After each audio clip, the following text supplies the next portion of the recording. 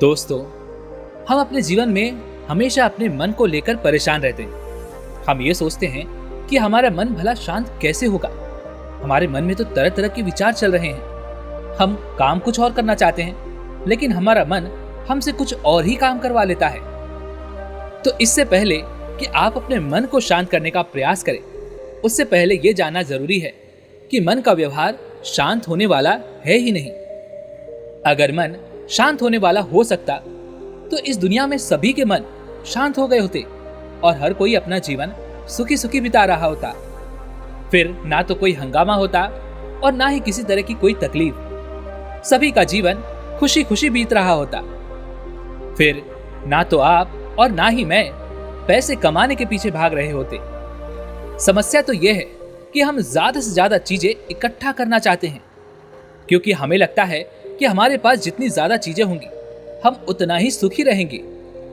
लेकिन वास्तविकता तो यही है कि बाहर की किसी भी चीज में कोई सुख नहीं है और ना ही उनमें कोई दुख है। और यही कारण है कि जब हम किसी चीज के पीछे भाग रहे होते हैं, जब हम कोई चीज पाना चाहते हैं, तो उसे पाकर हमें पल भर के लिए खुशी तो मिलती है, लेकिन बाद में हम उस खुशी का एहसास नहीं कर पाते। वह खुशी दुख में परिवर्तित हो जाती है। और इसी प्रकार से हम एक चीज से दूसरी चीज, दूसरी से तीसरी चीज के पीछे लगातार भागते रहते हैं, क्योंकि हमें ऐसा ही लगता है कि यदि हम वो चीज पा लेंगे तो हम सुखी हो जाएंगे। लेकिन वास्तविकता में वही सुख हमारे दुख का कारण बन जाता है, जिस कारण हमारा मन बेचैन रहने लगता है। हम उस चीज को पाने के लिए तरह तरह के उपाय करते हैं, जिस कारण हमारा मन और भी बेचैन होने लगता है। और ये बेचैनी धीरे धीरे चिंता का रूप ले लेती है और हमारा मन पूरी तरह से अशांत हो जाता है। हमें कुछ भी अच्छा नहीं लगता। हमें लगता है कि जो कुछ हमने मांगा था ठीक उसका उल्टा हो रहा है, सब कुछ हमारे विपरीत जा रहा है। और फिर हम अपने मन को शांत करने के लिए ध्यान करना शुरू करते हैं, क्योंकि एक ध्यान ही वो मार्ग है जो हमें ज्ञान की ओर ले जाता है। वह हमें यह बताता है कि बाहर किसी भी चीज में कोई सुख नहीं है और ना ही दुख है। दुख और सुख तो हमारे मन का भ्रम है। यह हमारे मन की एक उपज है, जिसके लालच में हमारा मन हमें यहां वहां भगाता रहता है। जैसे कि महीनों से भूखे एक भिखारी को अगर एक सूखी रोटी भी मिल जाए तो वह उसके लिए सुख है, वह उसके लिए अमृत है। और ठीक उसी के विपरीत यदि किसी धनवान के घर पर 56 प्रकार के भोग भी पक जाए तब भी वह उसे खाकर दुखी ही रहेगा। यह तो उनकी मनस्थिति पर निर्भर करता है। इसे और अच्छे से समझने के लिए आज की जो बौद्ध कहानी मैं आपको सुनाने जा रहा हूं, इस कहानी के माध्यम से आप ये समझ पाएंगे कि हमारे मन की स्थिति क्या है और हम इसे कैसे नियंत्रित कर सकते हैं। एक समय की बात है, एक गांव में एक युवक रहता था जिसका मन बहुत ही अशांत रहता। वह हमेशा तनाव में रहता। वह अपने मन को शांत करना चाहता था, लेकिन उसे कोई भी उपाय नजर नहीं आ रहे थे। उसके जीवन में कई प्रकार के दुख थे, जिनके कारण वह हमेशा तकलीफ में रहता, तनाव में रहता। एक दिन उसे पता चला कि उसके गांव में एक बौद्ध भिक्षु आए हुए हैं, जो सभी को दुख और सुख पर उपदेश दे रहे हैं। वह युवक तुरंत ही घर से निकला और उनके आश्रम जा पहुंचा। वहां पर पहुंचने के बाद उस युवक ने देखा कि वह बौद्ध भिक्षु सभी गांव वालों को उपदेश दे रहे थे। वह बौद्ध भिक्षु कह रहे थे कि सभी के जीवन में कोई न कोई सुख और दुख तो आता ही रहता है, जिस कारण हमारा मन बहुत अशांत रहता है। और एक अशांत मन इस दुनिया का कोई भी सुख नहीं भोग सकता, फिर चाहे उसे पूरी दुनिया की धन दौलत ही क्यों ना मिल जाए, वह उसे पाकर भी दुखी ही रहेगा। परंतु जिस व्यक्ति का मन शांत है, उसके पास चाहे कुछ भी हो या ना हो, वह हर छोटे पल का आनंद ले सकता है। वह हर पल को खुशी खुशी जी सकता है। वह इस दुनिया का और इस जीवन का परम सुख भी प्राप्त कर सकता है। इतना कहकर उन बौद्ध भिक्षु ने अपना प्रवचन समाप्त कर दिया और वापस आश्रम की ओर लौट गए। वह युवक भी उनके पीछे पीछे आश्रम पहुंच गया और उस युवक ने उन बौद्ध भिक्षु से कहा, हे गुरुवर, अभी कुछ देर पहले आप उपदेश दे रहे थे कि एक शांत मन हर पल का आनंद ले पाता है, हर पल को सुखी सुखी जी पाता है। लेकिन इस दुनिया में सभी के पास मन है और सभी के मन अशांत है। तो ऐसे में भला अपने जीवन को कोई सुखी सुखी कैसे जी सकता है? इस दुनिया में शांत मन किसी के पास नहीं। मेरे पास भी एक ही मन है और वह भी शांत नहीं है। हे गुरुवर, क्या आप मुझे बता सकते हैं कि मैं अपने इस मन को कैसे शांत करूं? तभी उन बौद्ध भिक्षु ने उस युवक को ध्यान के बारे में समझाया, ध्यान के फायदे बताए और उससे कहा, भंते, ध्यान करने से हमारा मन शांत हो जाता है। हम विचारों के दलदल से बाहर आने लगते हैं और इस कारण हमारे जीवन में सुख उत्पन्न होने लगता है। यदि तुम भी अपने जीवन में सुखी होना चाहते हो, अपने मन के इन विचारों के दलदल से बाहर निकलना चाहते हो, तो तुम्हें ध्यान करना चाहिए। तुम्हें ध्यान का अभ्यास करना चाहिए, क्योंकि यही वो मार्ग है जो तुम्हारे मन को शांत कर सकता है और तुम्हें सही राह पर ला सकता है। उस युवक ने उन बौद्ध भिक्षु की बात मान ली। उस युवक ने उन बौद्ध भिक्षु को प्रणाम किया और वापस घर चला गया। घर पहुंचने के बाद उसने ध्यान करना शुरू किया। वह रात भर ध्यान करता रहा, लेकिन उससे उसे कोई लाभ नहीं हुआ। इस कारण वह अगली सुबह फिर से उन बौद्ध भिक्षु के पास पहुंचा और उन बौद्ध भिक्षु से कहता है, हे गुरुवर, आपके कहे अनुसार मैंने रात भर ध्यान किया है, लेकिन उससे मुझे कोई लाभ नहीं हुआ। मेरा मन तो अभी भी अशांत है। आप तो कह रहे थे कि ध्यान करने से हमारा मन शांत हो जाता है। तभी वह बौद्ध भिक्षु उस युवक से कहते हैं, ध्यान कोई एक बार करने की चीज नहीं है, यह तो अभ्यास है और धीरे धीरे समय के साथ मन शांत होता जाएगा। इस पर वह युवक कहता है, हे गुरुवर, मेरे पास इतना समय नहीं है। मुझे कोई ऐसा मार्ग बताइए जिससे जल्दी जल्दी मेरा मन शांत हो जाए और मैं खुशी खुशी अपना जीवन जीने लगूं। ऐसे तो मेरा बहुत समय बर्बाद हो जाएगा। मुझे कुछ ऐसा बताइए गुरुदेव, जिससे मेरा मन आज के आज और अभी शांत हो जाए, जिससे मैं सुख की अनुभूति कर पाऊं, मुझे सुकून मिले। उस युवक की यह बात सुनकर वह बौद्ध भिक्षु मुस्कुराने लगे। उन्होंने उस युवक से कहा, भंते, मेरे पास तुम्हारे लिए कुछ ऐसा है जिससे तुम्हारा मन अभी के अभी शांत हो जाएगा। इतना कहकर वह बौद्ध भिक्षु अपने आश्रम में गए और अंदर से एक घड़ा लेकर आए और वह घड़ा उस युवक को थमाते हुए कहते हैं, जाओ और पास ही की बह रही उस नदी से इस घड़े में पानी भरकर लाओ। उन बौद्ध भिक्षु के इतना कहने के बाद उस युवक ने वह घड़ा हाथ में ले लिया और उसके बाद मन ही मन वह सोच रहा था कि लगता है ये गुरु पागल है, इन्हें कुछ नहीं पता। भला ये घड़ा मेरे जीवन में शांति कैसे ला सकता है, ये मेरे मन को शांत कैसे कर सकता है। लेकिन उसके पास और कोई रास्ता नहीं था, जिस कारण उसने वह घड़ा लिया और पास वाली नदी के पास पहुंच गया। उसने उस नदी में से उस घड़े में पानी भरना शुरू किया, लेकिन जैसे ही उस व्यक्ति ने उस घड़े को नदी से बाहर निकाला तो उस युवक ने देखा कि उस घड़े के चारों ओर छोटे छोटे छेद हैं, जिससे पानी तेजी से बाहर की ओर निकल रहा था। उसने लगातार कई बार प्रयास किए, लेकिन अथक प्रयासों के बाद भी वह उस घड़े को पूरा नहीं भर पाया और थक हार कर वह उन बौद्ध भिक्षु के पास वापस लौटा और क्रोधित होकर कहता है, हे गुरुवर, आपने ये कैसा घड़ा दिया है? इसके चारों तरफ तो छेद है। भला मैं इसमें पानी कैसे भर कर ला सकता हूँ? जब भी मैं पानी भरता हूँ, इस घड़े के छेदों से सारे पानी बाहर निकल जाते हैं। इस घड़े को मैं पूरा नहीं भर सकता। तभी वह बौद्ध भिक्षु उस युवक को शांत कराते हुए कहते हैं, भंते, शांत हो जाओ। तुम्हें तुम्हारे प्रश्न का जवाब ही तो दे रहा हूं, और यदि तुम क्रोधित अवस्था में इस जवाब को सुनोगे तो इसे समझना तुम्हारे लिए मुश्किल हो जाएगा। इसलिए शांत हो जाओ और मेरी बात समझने का प्रयास करो। ये जो घड़ा मैंने तुम्हें दिया है, इसे अपना मन समझो, और मन केवल दो ही प्रकार से शांत हो सकता है। पहला ये कि तुम उसे लबालब पूरा भर दो और उसमें कुछ भी और आने जाने की जगह ना बचे। क्या तुम इस घड़े को इस प्रकार भर सकते हो? इस पर वह युवक कहता है, हे गुरुवर, मैं इस घड़े को लबालब नहीं भर सकता, क्योंकि जब भी मैं इसमें पानी भरता हूं, सारा पानी तो छेद से बाहर निकल जाता है। तभी वह बौद्ध भिक्षु उस युवक से कहते हैं, ठीक इसी प्रकार हम भी अपने मन को कभी नहीं भर सकते। हम जितना इसमें डालते जाएंगे, वह सब कुछ हमारे शरीर के द्वारा बाहर आता रहेगा।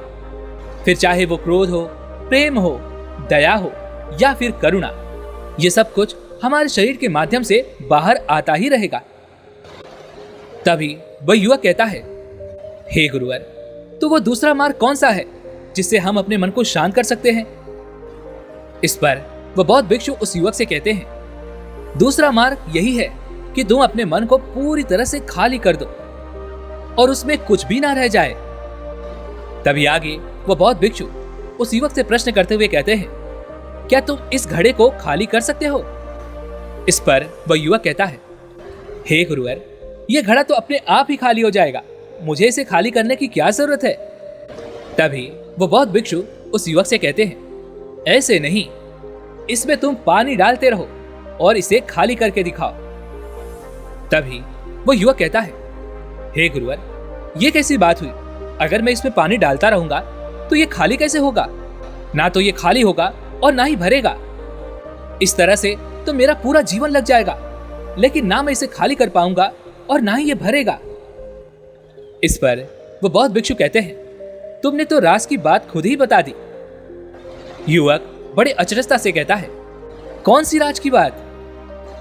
तभी वो बौद्ध भिक्षु कहते हैं, भंते, हम जीवन भर अपने मन में बाहर का कूड़ा करकट डालते रहते हैं और वह सब हमारे शरीर से बाहर आता रहता है।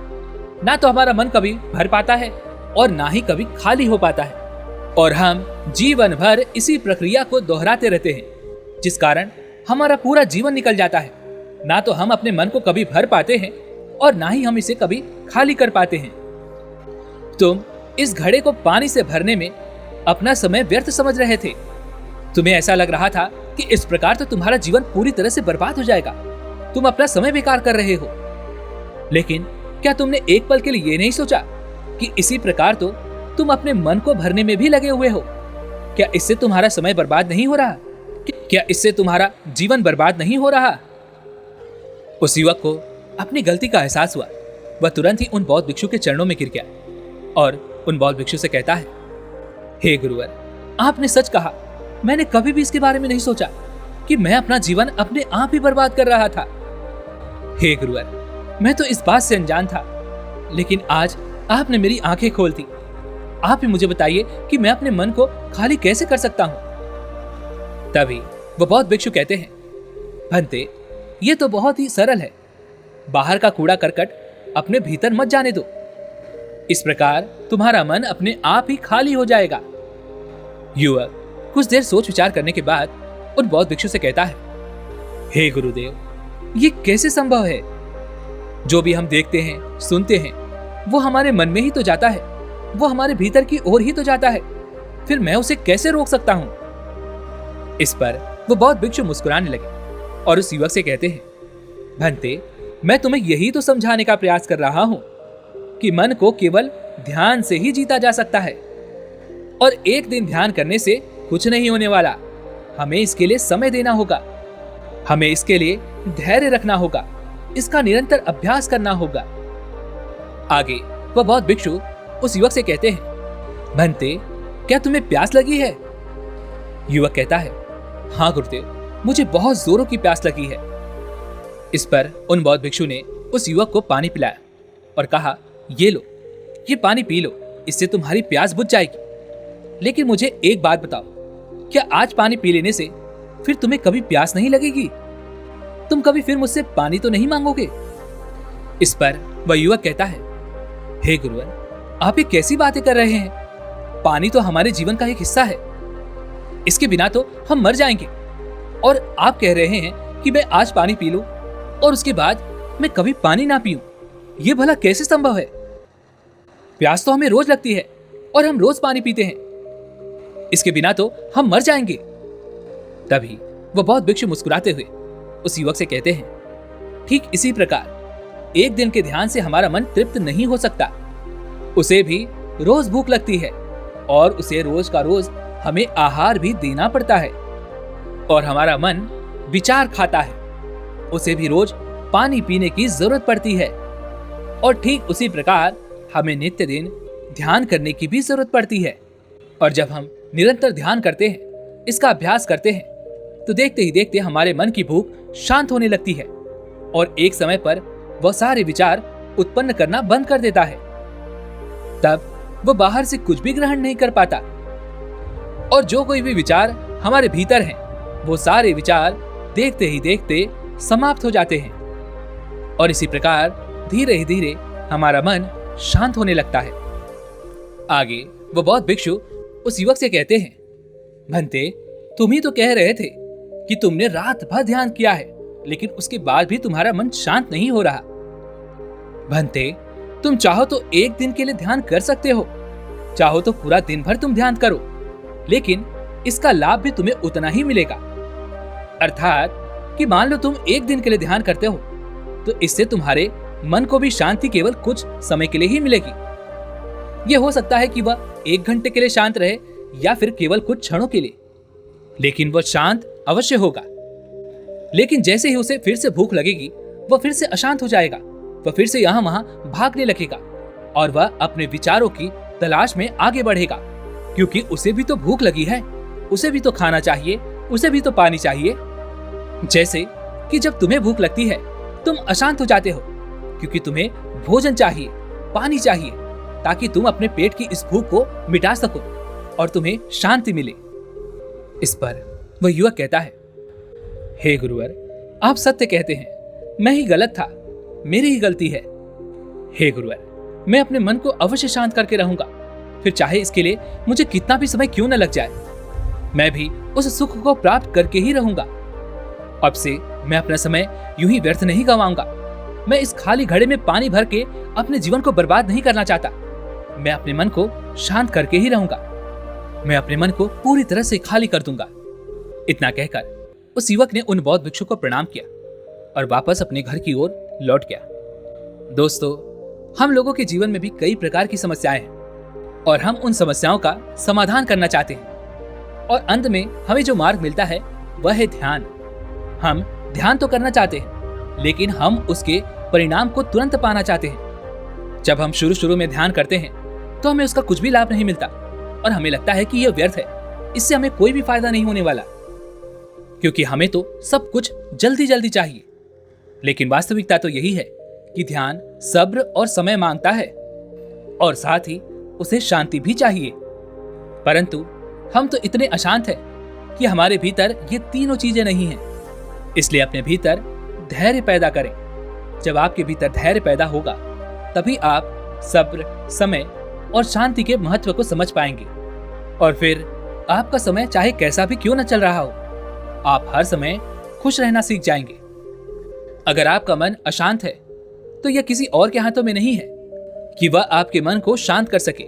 यह तो आपके हाथों में है कि आप अपने मन को किस प्रकार और कितनी देर तक के लिए शांत कर सकते हैं। दोस्तों, आप ही में से कई लोगों ने मुझसे ये प्रश्न भी किया था। रात को सोने से पहले जब हम कोई लक्ष्य निर्धारित करते हैं और सुबह जब उस पर काम करने का वक्त आता है, तो हम उस पर कार्य नहीं करना चाहते, बल्कि हमारा मन ये कहता है कि इस कार्य को हम कल करेंगे, और इसी प्रकार हम उसे टालते चले जाते हैं। या फिर कुछ लोगों के साथ ऐसा भी होता होगा कि वे लोग जब रात्रि को लक्ष्य निर्धारित करते हैं, तो अगली सुबह पूरे जोश और उत्साह के साथ उसे करना शुरू कर देते हैं। 1 दिन, 2 दिन, 3 दिन, और उसके बाद उनका वो जोश और उत्साह पूरी तरह से खत्म हो जाता है, क्योंकि उन्हें उसके कोई परिणाम नजर नहीं आते। और फिर हम मायूस हो जाते हैं, निराश हो जाते हैं कि हमें तो उसकी तरफ कोई परिणाम मिल ही नहीं रहे, तो मैं इस कार्य को क्यों करूं? मैं अपना समय इस पर व्यर्थ क्यों करूं? इन दोनों प्रश्नों का एक ही उत्तर है, और वह यह है कि जो भी लक्ष्य आपने निर्धारित किया है, आप उस लक्ष्य के प्रति पूरी तरह से सचेत नहीं है, उस लक्ष्य के प्रति पूरी तरह से समर्पित नहीं है। आप पूरे दिल से नहीं चाहते कि वह लक्ष्य आप प्राप्त करें। यदि आप पूरे दिल से उस लक्ष्य को प्राप्त करना चाहते हैं, उसके प्रति समर्पित हैं, तो आज नहीं तो कल आपका मन अवश्य आपका साथ देगा और आप उस लक्ष्य को अवश्य पाकर ही रहेंगे। हो सकता है कि शुरुआत में आपका मन आपको यहाँ वहां भटकाए, जैसे कि अभी आपको भटका रहा है, लेकिन आप यदि उस पर नियंत्रण कर लेते हैं, तो वह मन आपका सारथी बन जाएगा और खुद ब खुद वो आपको आपके लक्ष्य की मार्ग पर आगे की ओर ले जाएगा, जिससे आप अपने लक्ष्य की ओर लगातार तेजी से आगे बढ़ते जाएंगे, और फिर जैसा भी आप चाहें, आपका मन वैसा ही करेगा। इसलिए जरूरी है अपने लक्ष्य के लिए अपने मन को साधना। मुझे उम्मीद है कि आपको आपके प्रश्न का उत्तर मिल चुका होगा। वैसे आपने आज की इस वीडियो से क्या सीखा, वो मुझे आप कमेंट में बता सकते हैं। इसी के साथ में उम्मीद है कि आपको आज की वीडियो पसंद आई होगी, तो लाइक और शेयर करने के साथ चैनल को सब्सक्राइब और घंटी बटन को जरूर दबा दीजिएगा। तो चलिए फिर मिलते हैं ऐसी एक और वीडियो में। तब तक के लिए अपना ख्याल रखें। धन्यवाद।